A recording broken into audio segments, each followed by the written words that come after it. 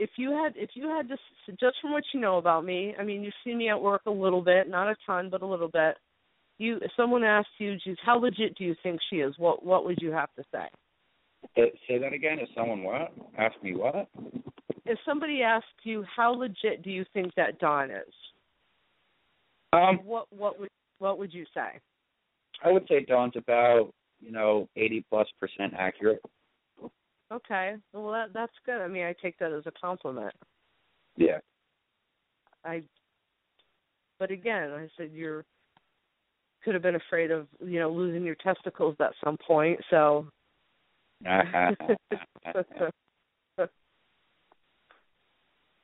No, I'm not afraid of that. Testicle removal would be a blessing. Oh, really? All right, well, I've seen the horror that them things can get me in. They're not welcome. So, Jason, do you ever want to have more children? Hell no. Let's go Dr. Phil here for a minute. Why? Why not? Okay. If you really must go down that path. Your listeners might be really interested in getting to know Jason a little bit more on the personal side. There's nothing to know. Read my book.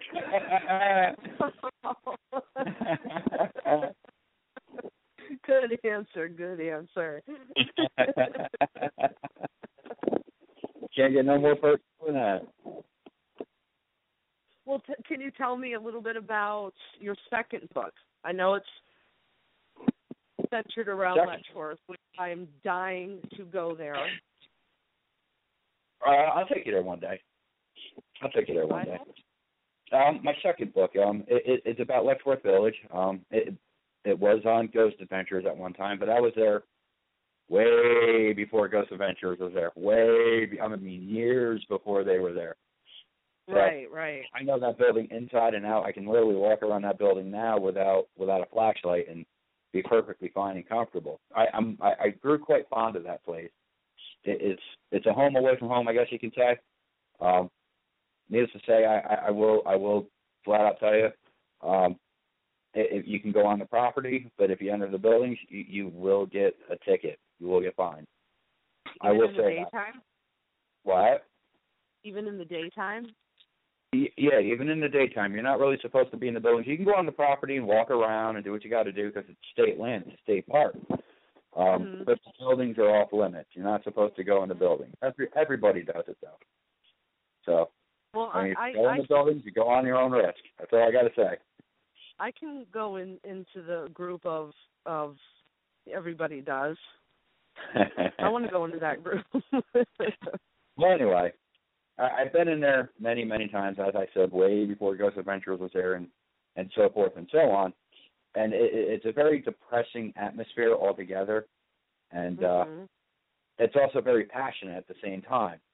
So you get a lot of barrage of mixed emotions and feelings. And if you go in there from a psychic, and I'm not even psychic, I'll tell you flat out, you're going to be psychologically probably scarred for a long period of time. Because it's a lot of traumatic stuff has happened there. So anyway, I wanted to do some research, but not just on that building. I wanted to do research for those type of asylums altogether.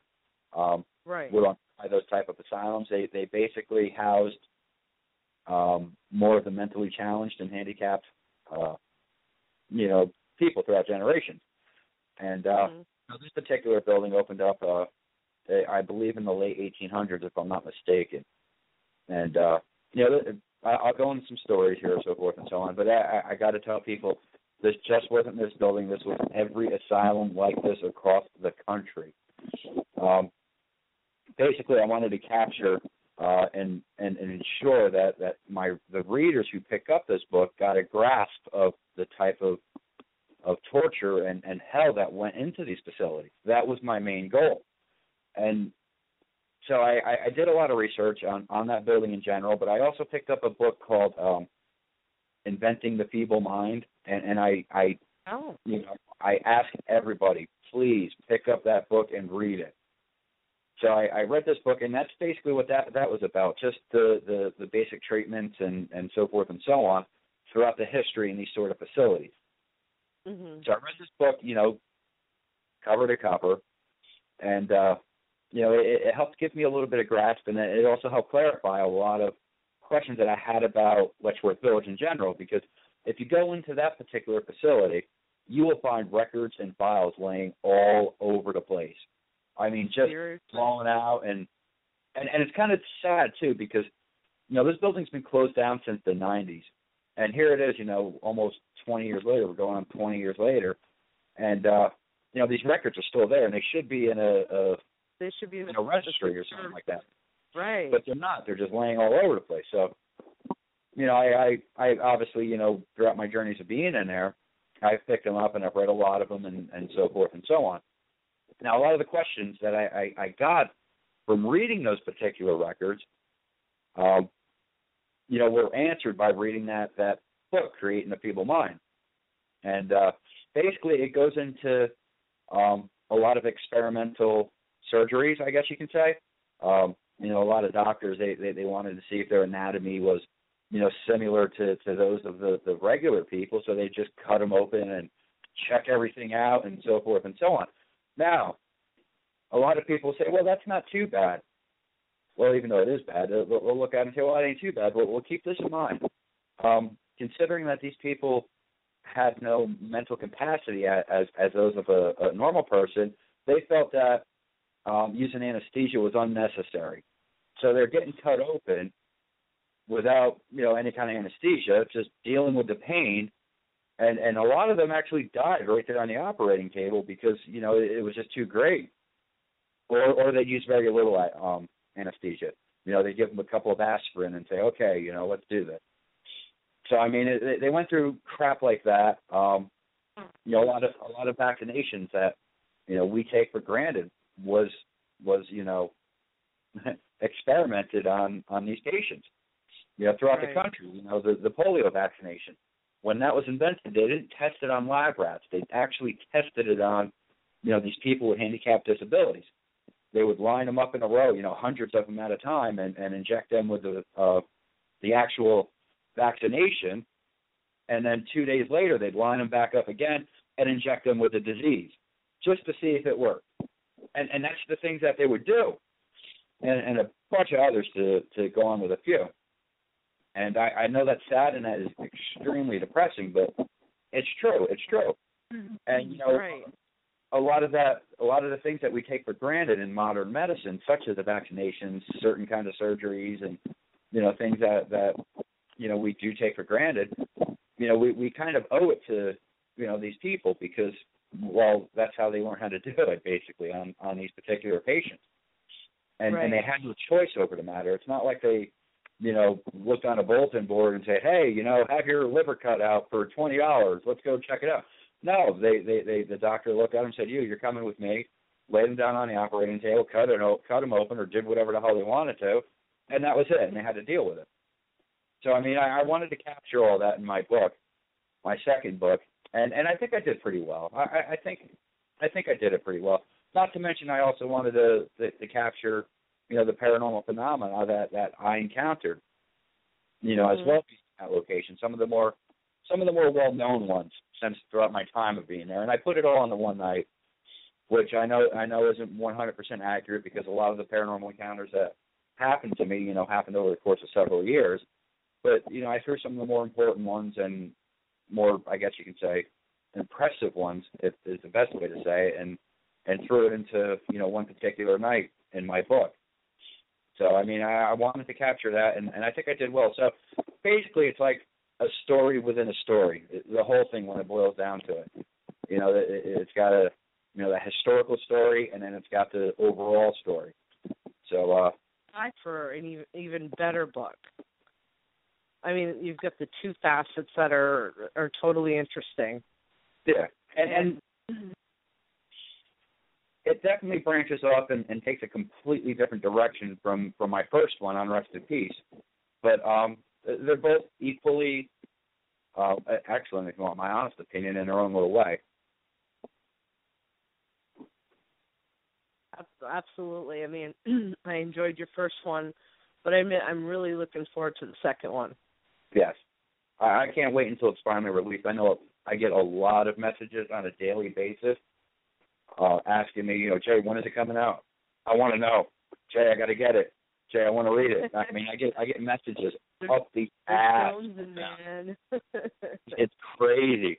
So then I got to, get on the phone with my PR and my publisher and say, hey, we got to get this done because I'm tired of getting hounded over here. And they're like, okay, Jay, we'll get it done as soon as we can. And they're busting their ass to do it. They really, really are to get everything edited and ready to go. And I seriously, I couldn't thank them enough for working so hard on it. And I applaud them because I know I'm a pain in the ass. Yeah. Yes. Well, I think that the importance of Letchworth, I know how important it is to you and how much of an impact it's made on you. Oh, there's the British bitch. Oh, I was like, in 9 seconds, I'd like a cup of tea and a croissant, please. All right, well, I guess we're wrapping it up. We are. Well, we are. Thanks for having me on. Fun, as usual. Oh, yeah. And it's always good having you right, bitch. Well, I know. Of course, anyone would say that. Okay, 60 seconds. There's the English bitch. She's coming on and telling us, hey, you got to get the fuck off soon. But that's all right because we're simulcasting. So if we go a little over, it's all good. Blog Talk will just cut us off, and we'll still be live on D.T.M. Well, if anyone wants to know about me, you can find me on Facebook, Dawn Hayden. Basically, I don't Twitter, I don't twatter, I don't, any of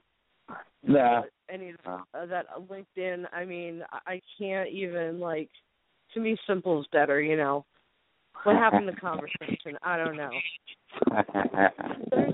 But then that's how you can find me, and thank you for having me on, and look forward to chatting with you again soon. Okay, ta-ta. Hail to the Queen.